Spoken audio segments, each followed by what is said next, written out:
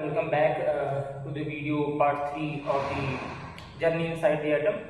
So earlier we have studied the introductory part of the journey inside the atom in the part 1 and as well as in the part 2. Now we are going to start about the part 3. In this we will be studying about the octet, we will be studying about the doublet, we will be studying about the valence shell, valence electron, and we will be also studying about how to find the average atomic number or the mass number by a formula. Okay, so without wasting time, let us begin this chapter. Okay, now in this, the first thing that we have is the valence shell and valence electron. Firstly, what we have to know, what is the valence shell? Valence shell मतलब होता है जो outer most shell होता है, means जो सबसे ज़्यादा outer most. Suppose I have a sodium, तो sodium will what have? Sodium will have the atomic number 11. Sodium will be having the atomic number 11, and I have done the electronic configuration 2, 8 and 1. This is the electronic configuration. So I will make the first cell K, L and M. Like this I will make. So in the first cell I will give 2 electrons, means I will give 1 electron here, 1 electron here. Then 8 electron I will give 1, 2, 3, 4, 5, 6, 7 and 8. In the last one I will give 1 electron. So the last one, this one, it is called as the valence shell. क्या कहलाएगा? Last वाला जो हमारा है वो हमारा valence shell कहलाएगा. ठीक है. नाउ व्हाट वी कैन से कि सर अगर ये वैलेंस सेल है तो वैलेंस सेल में कितने इलेक्ट्रॉन हैं? How many electrons are there? So valence shell में यहाँ पे कितने हैं? यहाँ पे 1 है, तो हम करेंगे सर वैलेंस सेल में कितने इलेक्ट्रॉन हैं. तो वैलेंस इलेक्ट्रॉन मतलब वैलेंस सेल में जो इलेक्ट्रॉन्स है, एंड वैलेंस सेल मतलब होगा आउटर मोस्ट सेल. क्या होगा? Outer most shell. So that is very clear. Okay. Now we will go further for this. ठीक है. Whatever the things are given, valence shell means the outermost cell. ठीक है. Now valence electron, the electron in the valence electrons. Now there is one more term valency. Valency क्या होती है? Valency हम कह सकते हैं कि सर जो कंबाइनिंग कैपेसिटी होती है, जिससे क्या करेगा, जिससे कोई भी एटम अपने आप को कंबाइन करेगा, क्या करेगा? कंबाइन करेगा, उसे हम कहेंगे कंबाइनिंग कैपेसिटी. नाउ अब यहाँ पे एक क्वेश्चन निकल के आता है कि सर जो कंबाइनिंग कैपेसिटी है, वो कंबाइनिंग कैपेसिटी वो एटम परफॉर्म कैसे करेगा? तो दो चीजों से करेगा, मतलब either by losing the electron, या तो इलेक्ट्रॉन को लूज करके करेगा, या फिर हम कह सकते हैं कि जो इलेक्ट्रॉन है उसको गेन करके करेगा. So either by losing the electrons and either bye gaining the electron, it will do the combining capacity of the valency in a very clear and well manner. Okay. Now the combining capacity. ठीक है. देखो, we have taken oxygen and sulfur, we have taken example, we have done the electronic configuration in the last. ये देखो, ये valence shell है, मतलब last वाला. इसका वैलेंस सेल क्या है? लास्ट वाला सेल. इसके पास भी वैलेंस इलेक्ट्रॉन 6 है, इसके पास भी वैलेंस इलेक्ट्रॉन 6 है. ठीक है. अब क्वेश्चन आता है कि सर हमें कैसे मालूम चलेगा, how we will get to know कि जो मेटल है या फिर जो हमारा एलिमेंट है उसे कब गेन करना है इलेक्ट्रॉन्स और कब लॉस करना है? तो ये हम जानेंगे आगे. ठीक है. अभी आगे टर्म आएगा, मैं बताऊंगा. Now valency of an element depend upon the valence electron. सही बात है, वैलेंस इलेक्ट्रॉन पे ही वैलेंसी डिपेंड करती है. ठीक है. मैंने बोला था अगर उसके पास क्या रहेगा, 1 2 3 4 रहेगा वैलेंस इलेक्ट्रॉन में, तो वही वैलेंसी हो जाएगी. लेकिन अगर 5 6 7 8 रहेगा तो उसको 8 से माइनस करेंगे, जो आएगा हमारा वैलेंसी हो जाएगा. ये बहुत क्लियर सा पड़ता है. ठीक है. Chemical properties of an atom depend upon the valence electron. जो केमिकल प्रॉपर्टी होती है एटम की, वो उसके वैलेंस इलेक्ट्रॉन पे डिपेंड करता है. ठीक है. Sum of the number of valence electron means similar chemical properties. मतलब भैया जिसके पास सेम वैलेंस इलेक्ट्रॉन है, same number of valence electron, same number of valence electron, same number of valence electron. ठीक है. सेम नंबर ऑफ यहाँ पे. ठीक है. उनकी केमिकल प्रॉपर्टीज क्या होगी? उनकी जो केमिकल प्रॉपर्टीज है that will be very very similar. Okay. Now different number of valence electron means different chemical properties. अगर वैलेंस इलेक्ट्रॉन डिफरेंट है तो डिफरेंट, जैसे इसका है तो हमने सोडियम ले लिया, सोडियम ले लिया और ऑक्सीजन. लास्ट में उसके 1 आ रहा था, इसके लास्ट में 6 आ रहा है, मतलब उनका जो केमिकल प्रॉपर्टीज है वो क्या होगा? डिफरेंट है. अगर सेम होगा वैलेंस इलेक्ट्रॉन तो केमिकल प्रॉपर्टीज सिमिलर है. ठीक है. क्लियर.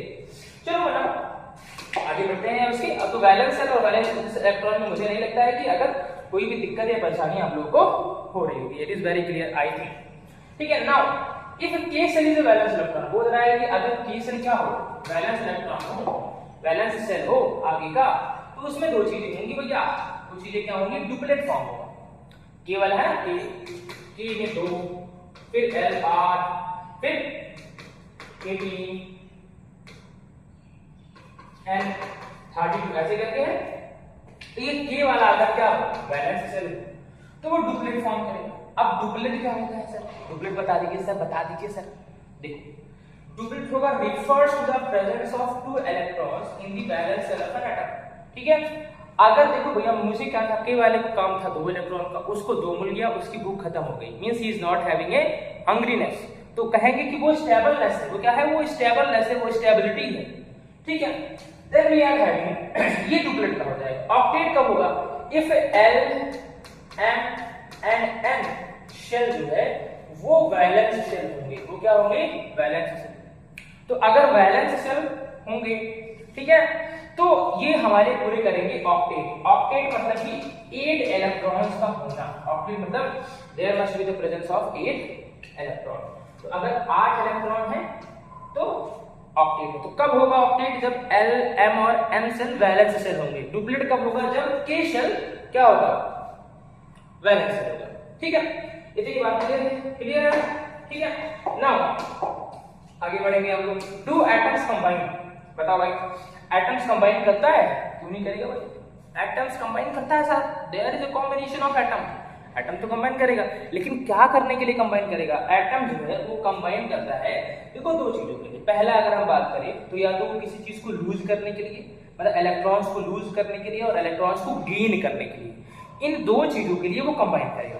ठीक है, तो बात ये आती है तो यहाँ पे कार्बन ऑक्सीजन कार्बन डाइऑक्साइड, ठीक है, कार्बन डाइऑक्साइड, फिर हमारे पास वाटर है, फिर अमोनिया है, फिर ऑक्सीजन है, ये सब कंबाइन होगा। ठीक है, तो कंबाइन करते हैं, यस हम लिखेंगे yes they combine. So atoms की मैं बताऊंगा कि कंबाइन क्यों करते हैं। They combine either to lose an electron either to gain an electron. Now अभी क्वेश्चन आता है कि सर कब लूज करेगा और कब गेन करेगा। देखो अगर उसके आउटर मोस्ट सेल में, कहां पे? आउटर मोस्ट सेल में 1 2 3 या 4 इलेक्ट्रॉन, कितने हैं? 1 2 3 4, तो वो भैया लूज जाओ ले जाओ। ठीक है, क्योंकि वो अगर गेन कब करेगा? गेन करेगा जब उसका आउटर मोस्ट 5 6 7 ये इलेक्ट्रॉन्स, क्योंकि इसे 3 ही चाहिए ऑक्टेट पूरा करने के लिए, 2 ही चाहिए ऑक्टेट पूरा करने के लिए, साथ 1 ही चाहिए ऑक्टेट पूरा करने के लिए। तो अगर ऐसा होगा तो इस केस में ये लूज करेगा और गेन करेगा। अब एटम कंबाइन क्यों करता है? डुप्लेट पूरा करने के लिए और ऑक्टेट पूरा करने के लिए। अब ऑक्टेट एंड डुप्लेट क्यों पूरा करते हैं? In order to have the stability. when they will complete their octet and when they will complete their duplet they will become more stable. So in order to complete their stability they complete their, ठीक है, now this was the thing that they share their electron। ठीक है भैया, तो simple सी बात है, atom combine करते हैं, क्यों नहीं करते हैं? हाँ करते हैं। क्यों करते हैं combine? Either to lose the electron either to gain the electron. या तो इलेक्ट्रॉन को लूज करने के लिए करेंगे या तो इलेक्ट्रॉन को गेन करने के लिए करेंगे। And in order to attain the stability they form the duplet और दे फॉर्म द ऑक्टेट। ठीक है, सिंपल सी बात है। आगे चलते हैं। आगे हमारे पास आता है वैलेंसी। क्या आता है बेटा? There is a valency for us. अब नाउ व्हाट इज वैलेंसी? हमने पहले पढ़ा है कि sir valency is the combining capacity of an element. क्या होगा भैया? वैलेंसी क्या होगा? Combining capacity. अब कंबाइन कैसे करेगा? मैंने बताया था, या तो वो लॉस्ट होगा या तो वो गेन्ड होगा या तो वो शेयर्ड होगा, या तो लॉस्ट या तो गेन्ड या तो shared by the atoms of an element, by the atoms of an element so as to complete their octet.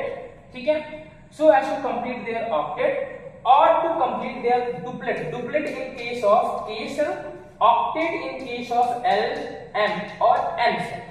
ठीक है, सिंपल सी बात है, क्लियर है, ऊपर हम लोगों ने पढ़ा है। then is called as the valency of the element। Simple सी बात है बच्चा कि वैलेंसी क्या है? वैलेंसी में या तो एलिमेंट क्या होगा, या तो गेन होगा या तो लॉस होगा। And what will happen in order to complete their duplet either in order to complete their octet. ठीक है, ऑक्टेट किस में होगा? Octet will be in the case of L M and N cell and duplet will be in the same of K cell। that is very clear। ठीक है, now we are coming number of valence shell. अगर 1 2 3 4 होगा, देखो मैंने जो पहले बताया आपको अभी इससे पहले कि जो नंबर ऑफ वैलेंस इलेक्ट्रॉन है वो 1 2 3 या 4 होगा, तो valency is equal to number of valence electron. Valency is equal to number of valence electron, वही हो जाएगा। अगर यही है तो यही आपका वैलेंसी हो जाएगा, यही आपका क्या हो जाएगा? वैलेंसी हो जाएगा अगर आउटर मोस्ट सेल में वैलेंस इलेक्ट्रॉन, मतलब वैलेंस सेल में valence electron, outer most shell में वैलेंस इलेक्ट्रॉन अगर 1 2 3 या 4 है तो वही हमारा वैलेंसी हो जाएगा। लेकिन अगर 5 6 7 या 8 है तो उसको 8 से माइनस करेंगे। ठीक है, सिंपल सी बात है कि सर अगर क्या है, अगर हमारे पास 5 6 7 या 8 5 6 7 या 8 है हमारे पास, तो that will be 8 minus the number of electrons. ठीक है, दैट इज। अब नोबल गैस क्या होता है, नोबल गैस के पास बेटा डुप्लेट या ऑक्टेट ये पहले से ही स्टेबल होते हैं, इनकी वैलेंसी होती है 0, उनको कुछ छोड़ने की जरूरत नहीं। जैसे helium, neon, argon, krypton, xenon, radon, ये सारे आपके होते हैं नोबल गैसेस, इनकी वैलेंसी ऑलरेडी होती है 0, ये होते हैं स्टेबल, इनको कोई जरूरत नहीं होती। ठीक है, so this was the about the valency. ठीक है ना, चलो वैलेंसी हमारा हो गया। अब क्या होगा, अब आगे हम देखेंगे atomic number and the atomic mass. Atomic number and the atomic मास की सर एटॉमिक नंबर क्या है और हमारे पास एटॉमिक मास क्या है। ठीक है, तो इसके लिए देखो and the atomic masses and the mass number की ये होता क्या है, what are the atomic number. पहली बात, जो हमारे एटॉमिक नंबर होते हैं बेटा वो जेड से रिप्रेजेंट होंगे। किससे रिप्रेजेंट होंगे, जेड से रिप्रेजेंट होंगे। वही जो हमारे एटॉमिक मास नंबर होते हैं ये ए से रिप्रेजेंट होंगे। जेड से रिप्रेजेंट होगा आपका एटॉमिक नंबर एंड ए से आपका रिप्रेजेंट होगा एटॉमिक मास या फिर मास नंबर। ठीक है, अब ये होता क्या है, it is the total number of proton present in the nucleus of an atom. जो टोटल नंबर ऑफ आपका प्रोटॉन होगा, क्या होगा, प्रोटॉन्स जो टोटल नंबर के होंगे जो प्रेजेंट होंगे in the nucleus of atom, वो हमारे कहलाएंगे atomic number. Whereas the mass number is equal to number of proton plus number of neutron. This is the formula for the mass number, कि mass number अगर आपको निकालना है तो proton plus neutron that will equal to the mass number. Okay, so this is what the general introduction of the atomic number as well as the mass number। अब कुछ questions हम करते हैं, जैसे बोल रहा है कि with the help of the given table find out the mass number, find out the mass number। अभी आपने क्या पढ़ा है मास नंबर का, कि mass number is equal to number of proton plus number of neutron.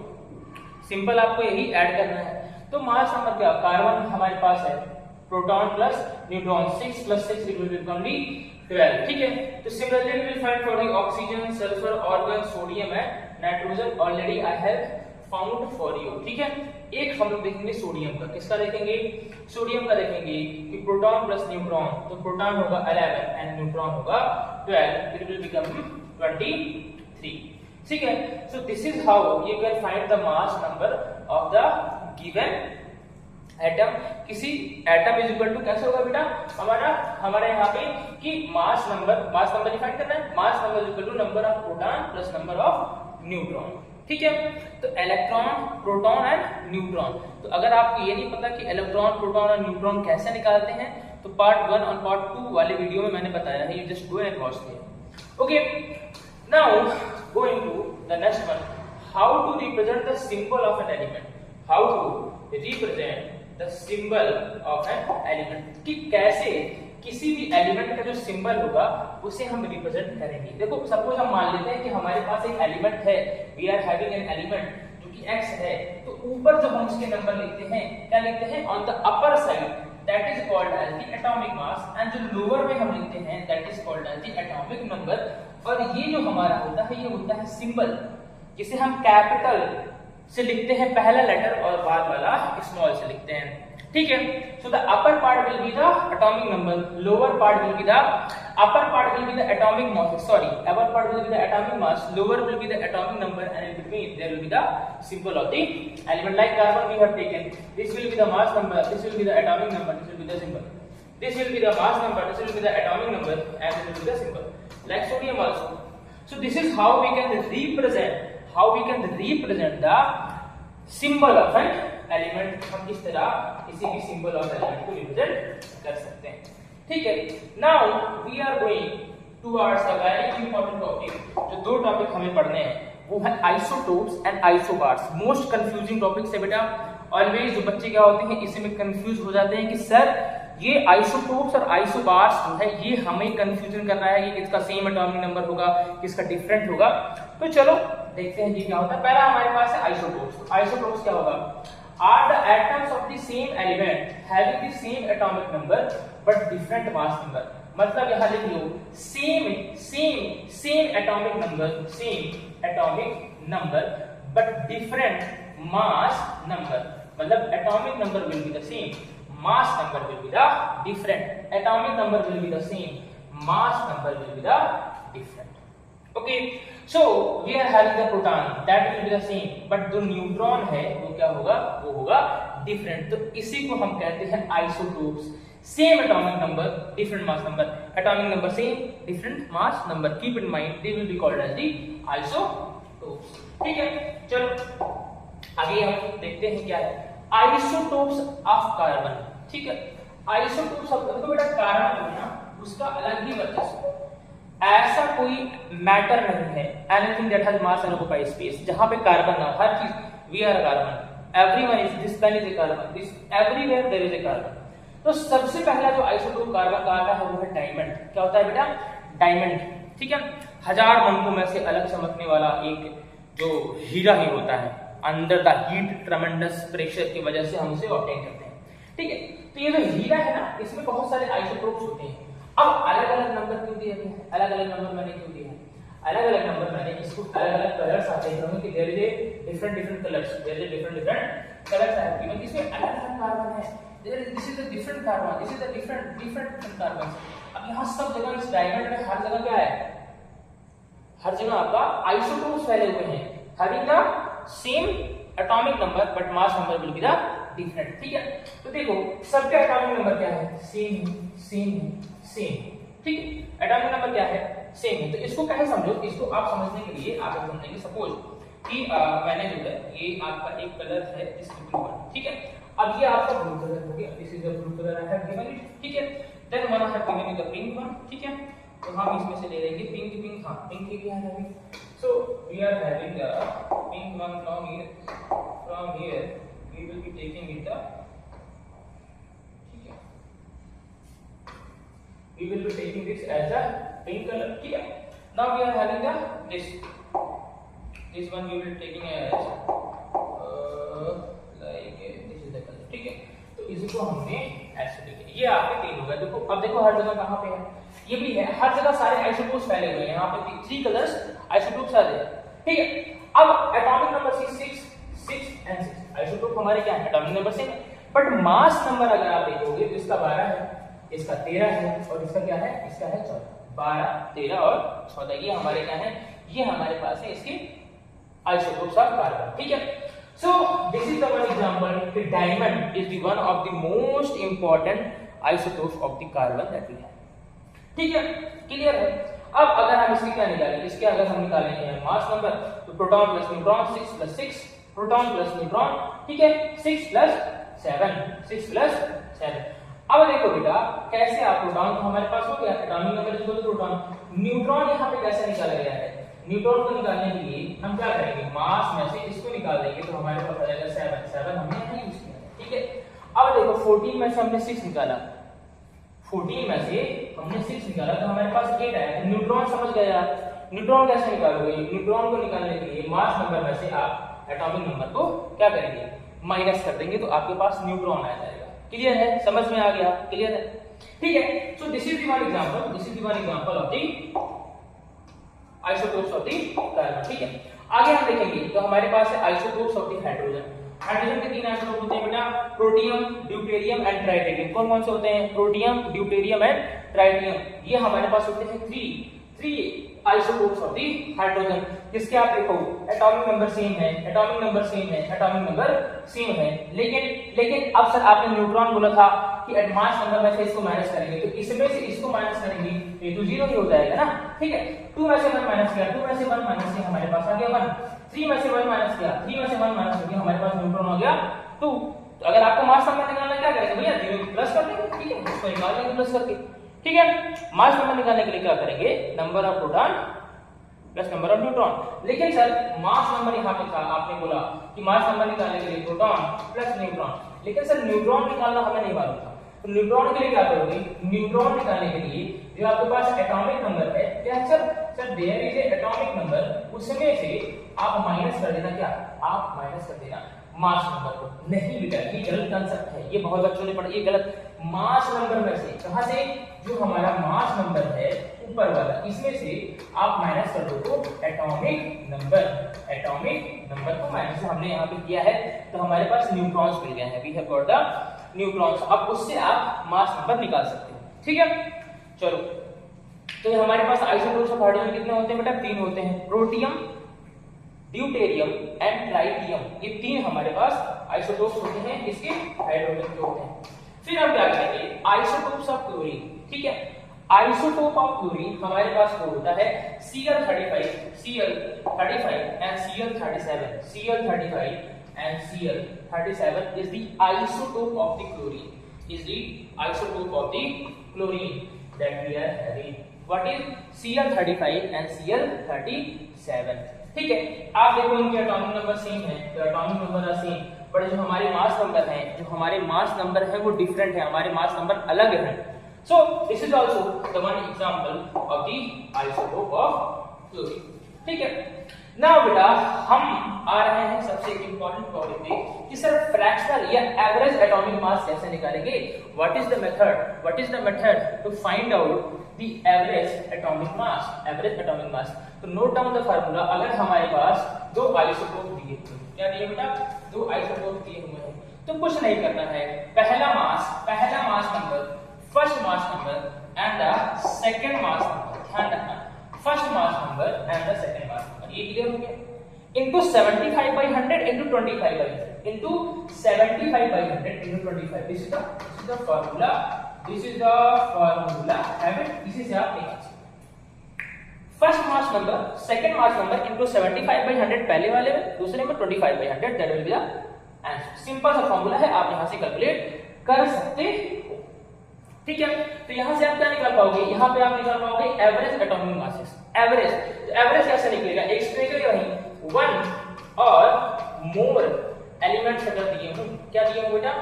More than 1, मतलब 2 elements दिए हो या 2 से अधिक दिए हो, आपको वहां एवरेज एटॉमिक मास निकालना पड़ता है। एवरेज निकालने के लिए पहला मास नंबर, दूसरा नंबर इनटू 75/100 इनटू 25/100, तो यहां से आप एवरेज एटॉमिक मास निकाल सकते हो।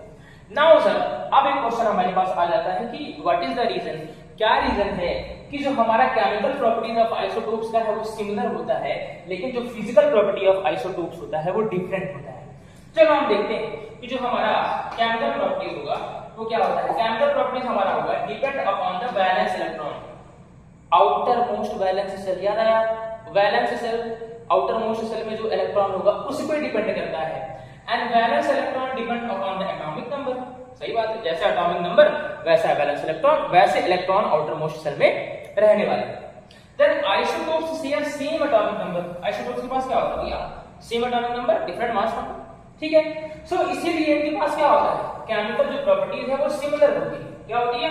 सिमिलर होती है, लेकिन फिजिकल प्रॉपर्टीज क्यों डिफरेंट होती है? क्योंकि क्या होता है, एटॉमिक मास तो डिफरेंट होता है, और एटॉमिक मास आइसोटोप्स का ऑलरेडी डिफरेंट होता है, atomic mass is already different, that's why isotopes के पास क्या होते हैं?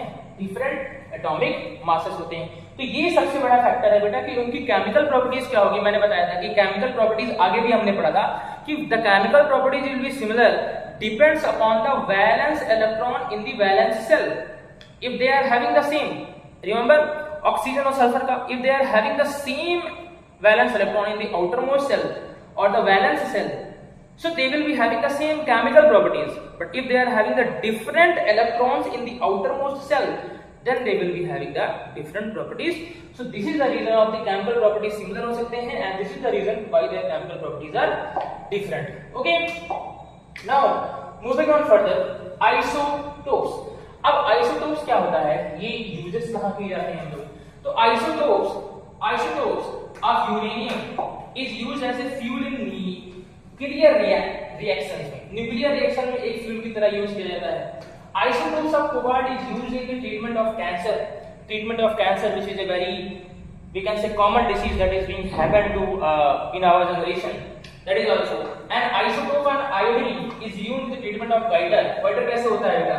डिफिशियंसी ऑफ आयोडीन से कैसे होता है, याद करो बायोलॉजी वाला थोड़ा टाइम से, आयोडीन की डिफिशियंसी से, इससे डिफिशियंसी ऑफ आयोडीन से हमारे पास हो जाता है गोइटर। ये ऐसा है, this is the goitre, this is the symbol of the goitre, ठीक है। नमक की कमी से होता है, ठीक है। So this is the uses of the isotopes. Now isotopes तो खत्म हो गया यहाँ पे। अब हमारे पास जो अगला टर्म आता है वो है आइसोबार्स। क्या है बेटा? We are having the isobars. के सर आइसोबार्स जो है वो होता क्या है, what are they and what thing that we have to keep in mind. ठीक है, अब इसी का रेसिप्रोकल उल्टा तपाक से आप उल्टा कर देंगे। ठीक है, उल्टा कर दो उसको। क्या हो गया? अभी तक एटॉमिक नंबर सेम था, अब क्या होगा? आइसोबार्स द एटम्स, क्या बोल रहा है? The atoms of different element have different atomic number. Atomic number क्या होगा? डिफरेंट हो गया, लेकिन मास नंबर क्या हो गया? सेम हो गया। ठीक है, पहले एटॉमिक नंबर क्या था? एटॉमिक नंबर क्या था? सेम था, लेकिन यहाँ एटॉमिक नंबर डिफरेंट हो गया और मास नंबर क्या हो गया? सेम हो गया। ठीक है, जैसे हम ले लेते हैं argon, isobar of argon, isobar of calcium. देखो मास नंबर 40 है, 40 है, सेम 18 एटॉमिक नंबर डिफरेंट है। सो एटॉमिक नंबर क्या है? एटॉमिक नंबर इसके होंगे डिफरेंट, लेकिन जो मास नंबर है वो क्या होंगे बेटा? वो होंगे आपके सेम, एंड इसीलिए हम इसे कहते हैं आइसोबार्स। कहते हैं that's why they are called as the isobars. अब आइसोबार्स के दो एग्जांपल आपके थे आर्गन एंड कैल्शियम। कौन से थे? Argon and calcium. ध्यान रखना कौन से? Argon and calcium. Atomic number 18 20, ठीक है, 14 40 मास नंबर। ठीक है, now we are coming here, कि chemical properties of isobars are different. ठीक है, तो केमिकल प्रॉपर्टी क्यों? भाई जब केमिकल प्रॉपर्टी डिफरेंट होगी, एटॉमिक नंबर ही डिफरेंट है। एटॉमिक नंबर क्या है? डिफरेंट है, और वैलेंस इलेक्ट्रॉन पर डिपेंड करता है। मैंने बताया था कि जब वैलेंस इलेक्ट्रॉन पर डिपेंड करेगा तो एटॉमिक नंबर डिफरेंट है, तो डिफरेंट वैलेंस इलेक्ट्रॉन भी होंगे आउटर मोस्ट सेल में।